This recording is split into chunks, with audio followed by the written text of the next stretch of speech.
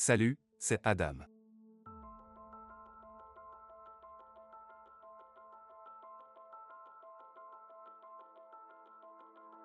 N'oubliez pas de souscrire.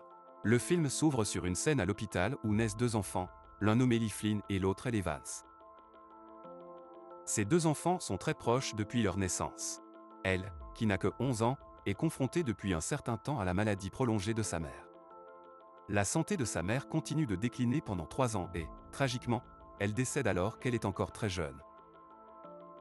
Pendant ce temps, l'affection cachée d'elle pour Noah, le frère aîné et apprécié de Lee, se renforce, mais elle garde ses sentiments pour elle. Un jour, alors qu'elle prend un bain de soleil, Lee apparaît soudain et la surprend en sautant dans la piscine, l'éclaboussant d'eau. Après quelques jeux d'eau, ils entament une conversation. Le lendemain, c'est leur premier jour à l'école, et ils sont chargés de trouver une idée fantastique pour la prochaine collecte de fonds de l'automne. Alors que Noah s'éloigne, elle prend le temps d'admirer discrètement son apparence frappante. Elle reconnaît cependant que le règlement de leur amitié interdit explicitement de sortir avec des membres de la famille, ce qui la pousse à garder son béguin pour elle. Le lendemain matin, elle se prépare à aller à l'école. Cependant, alors qu'elle essaie d'enfiler son pantalon, celui-ci se déchire accidentellement, ne lui laissant comme option qu'une jupe de 9e année. Pressée, elle s'adresse à son père pour lui expliquer la situation. Il lui propose d'aller chercher des vêtements de rechange chez le teinturier, mais elle refuse, invoquant son emploi du temps déjà chargé. À la place, son père propose de livrer les vêtements à l'école. Lorsqu'il y arrive pour la récupérer, il est également surpris par sa jupe raccourcie. Lorsqu'elle entre dans l'école, elle devient le centre d'attention, car sa jupe est à peine assez couvrante. Malheureusement, elle est harcelée par l'un des garçons, ce qui amène Lee à intervenir et à tenter de confronter le garçon. Cependant, la tentative de Lee de défendre elle est contrariée car il est bloqué par le garçon. Au milieu de cette confrontation, Noah arrive sur les lieux et tente d'affronter physiquement le garçon en question. Alors qu'ils sont assis ensemble par la suite, elle exprime son inquiétude à Noah, lui disant qu'il n'aurait pas dû agir de manière aussi agressive. Noah, lui, pense qu'il a bien agi, soulignant qu'aucune fille ne devrait être traitée de la sorte, surtout lorsqu'il s'agit d'elle. Cette attitude protectrice inattendue de Noah surprend elle, car elle n'avait jamais pensé qu'il se souciait d'elle à ce point. À sa grande déception, Noah poursuit en expliquant que c'est comme si quelqu'un essayait de poursuivre sa petite sœur. Entendre cela de la part de son béguin s'avère être un frein à l'humeur d'elle. Dans la salle à manger, 3 filles populaires, connues pour leur soif constante d'attention, entrent. Elle s'approche d'elle et lui demande si elle a déjà embrassé Flynn. Elle est déconcertée par leur soudaine politesse. Lorsque les filles partent, Lee arrive et demande à elle si elle parlait de lui, en mentionnant spécifiquement l'une des filles, Mia, qui l'intéresse. Lee exprime son désir d'impressionner Mia, et ils décident donc d'aller faire du shopping le lendemain pour lui choisir une belle chemise. Pendant qu'ils font leurs courses, ils ont une idée, installer un stand de baisers pour récolter des fonds. Cependant, elle se rend compte qu'ils ont besoin de l'approbation du conseil des élèves pour ce projet. Le lendemain, en classe, le garçon qui l'avait harcelé, Tupin, s'excuse auprès d'elle et lui envoie un autre mot pour lui demander son numéro. Noah, observant de près la situation, remarque cette interaction. Elle envoie une réponse à Tupin dans laquelle elle suggère avec amusement qu'il doit porter une jupe très courte à l'école s'il veut obtenir son numéro. À la surprise générale, Tupin se présente effectivement en portant une jupe courte et parvient à obtenir le numéro d'elle. Plus tard, Lee dépose elle à l'endroit où elle et Tupin avaient convenu de se rencontrer pour leur rendez-vous. Cependant, elle attend longtemps, réalisant qu'elle a été posée un lapin.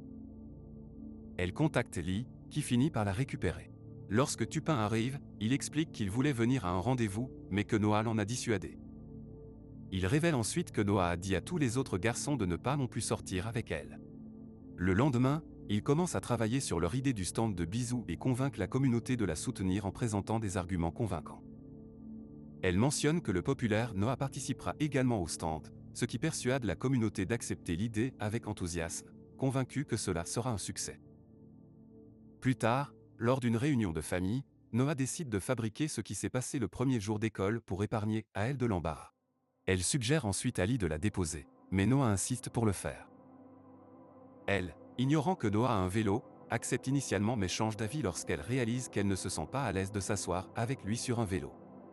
En rentrant chez elle, elle demande de l'aide à ses amis pour le stand de bisous, mais personne n'est prêt à l'aider.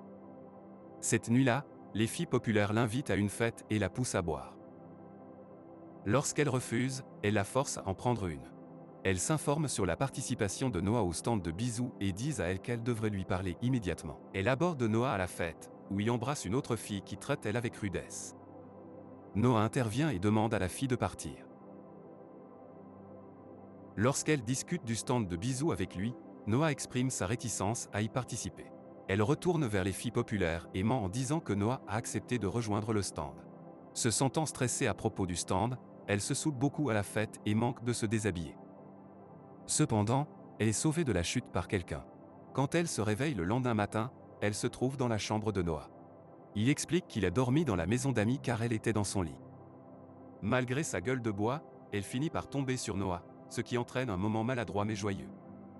Elle découvre que tout le monde suppose que Noah participera au stand de bisous, même s'ils savent que ce n'est pas le cas. Lee lui demande ce qu'il devrait faire à ce sujet, et le lendemain, elle élabore un plan. Elle aborde les filles populaires et suggère que Noah ne participera que s'ils acceptent toutes les deux de l'embrasser, sachant qu'elles sont intéressées. Les filles populaires acceptent la condition. Un jour, elle et Lee s'adonnent à des graffitis ludiques, mais les yeux d'elle deviennent irrités, ce qui la conduit aux toilettes pour garçons. Là-bas, elle est harcelée par les garçons et décide de défier le contrôle de Noah sur sa vie en dansant pour eux dans les toilettes pour hommes, ce qui agace Noah. Le stand de bisous est enfin installé, et le jour du carnaval arrive. Les choses se passent bien pour Lee et elle, car ils reçoivent un financement important. Cependant, Noah n'a toujours pas accepté de participer au stand. Noah ne s'est toujours pas présenté au stand de bisous, et les filles censées l'embrasser commencent à perdre patience. Frustrée, elle décide de faire de Lee le responsable du stand de bisous, ce qui agace les filles populaires qui n'ont pas une très bonne opinion de Lee. Une camarade de classe nommée Rachel se présente pour embrasser Lee, et ils partent tous les deux, laissant elle gérer le stand toute seule. Agacée par le changement de dernière minute de Rachel, elle accepte à contre-séance d'embrasser un étudiant inattendu, mais elle fait signe à Noah de passer à la place. Elle embrasse Noah les yeux bandés, et quand elle réalise que c'est lui, ils partagent un autre baiser devant tout le monde. Plus tard, elle se confie à Lee à propos de la situation, et il dit que ça lui va tant que ça n'ira pas plus loin. Une nuit, Noah la raccompagne chez elle à vélo, et depuis le moment où ils se sont embrassés, elle ne peut plus penser qu'à lui. Alors qu'ils conduisent, une forte pluie commence, et ils cherchent un abri sous un auvent, où ils recommencent à s'embrasser. Noah lui avoue qu'il l'aime vraiment. Cette nuit-là, elle ne peut pas dormir et dresse une liste des avantages et des inconvénients de sortir avec Noah, essayant de décider si c'est une bonne idée. Lors d'une fête, un garçon oblige elle à prendre un bain à remous avec lui, et Noah intervient, la défend et bat le garçon. Il l'emmène ensuite dans un endroit secret, où il exprime ses forts sentiments pour elle, et ils continuent à s'embrasser chaque fois qu'ils en ont l'occasion. Ils échangent également des textos et s'amusent à jouer avec les mots l'un avec l'autre. Ils sont maintenant en couple, mais personne ne le sait. Un jour, alors qu'ils sont allongés ensemble dans le lit de Noah, ils ont failli être découverts par la mère de Noah. Heureusement, Noah a réussi à la cacher juste à temps. Au cours de leur conversation, Noah a révélé qu'il s'apprêtait à s'inscrire à l'université de Harvard et a supplié elle de ne pas révéler leur relation à qui que ce soit en son absence. Une autre fois, alors qu'il se dirigeait vers la chambre de Noah, Lee a entendu les bruits d'elle et a frappé à la porte. Elle, surprise, lui a dit qu'il ne faisait que regarder quelque chose d'innocent et s'amuser. Initialement, elle a envisagé de révéler la vérité, mais sa confession a été interrompue par la petite amie de Noah. Peu de temps après, alors que Noah et elle s'amusaient dans le garage, Lee est arrivé de manière inattendue. Et ils ont été surpris en train de s'embrasser. Lee a cru à tort que Noah avait fait du mal à elle et l'a confronté, lui demandant s'il y avait une relation amoureuse entre Noah et elle. Cependant, elle a faussement nié, trahissant son meilleur ami. Peu de temps après, Lee les surprend en train de s'embrasser, ce qui entraîne une altercation physique entre les frères. Tant Lee que elle sont bouleversées, elle craint d'avoir perdu son meilleur ami et accuse Noah d'avoir révélé leur relation secrète. Noah part précipitamment sur sa moto. Elle évite de se rendre chez la famille Flynn, et leur mère la prend en charge. Alors qu'elle commence à reconstruire sa vie, y compris en prenant des cours de conduite, elle décide qu'il est temps de parler à Lee. Elle s'excuse, mais Lee dit qu'il ne veut plus rien avoir à faire avec elle. Noah revient en ville et tente de s'excuser auprès du père d'elle pour le chaos. Sa présence à l'école fléchit, mettant en péril sa diplomation, tandis que Lee continue à ignorer elle. Finalement, Ils se croisent dans une salle d'arcade, partagent une danse et réparent leur amitié. Elle va au bal de promo avec Lee et sa petite amie actuelle, Rachel. Lors du bal de promo, qui comprend une exposition Memoryland avec des photos de leur célèbre stand de bisous, Noah déclare publiquement son amour pour elle. Submergée, elle s'enfuit. Plus tard, Noah s'excuse auprès de Lee, déclarant ses sentiments sérieux pour elle même s'il part pour Harvard. Le lendemain, elle et Lee célèbrent leur anniversaire commun avec une fête costumée. Pendant la fête, elle avoue son amour pour Noah à Lee. Comprenant qu'il veut qu'elle soit heureuse, Lee cède et accepte de l'aider à retrouver Noah. Alors qu'elle conduit dans la voiture de Lee, elle commence à partager ses sentiments pour Noah avec quelqu'un qu'elle pense être Lee, déguisé en Batman. Elle est stupéfaite de découvrir que c'est en réalité Noah qui se trouve dans le costume. Elle et Noah passent ensuite plusieurs semaines ensemble avant le départ de Noah pour l'université.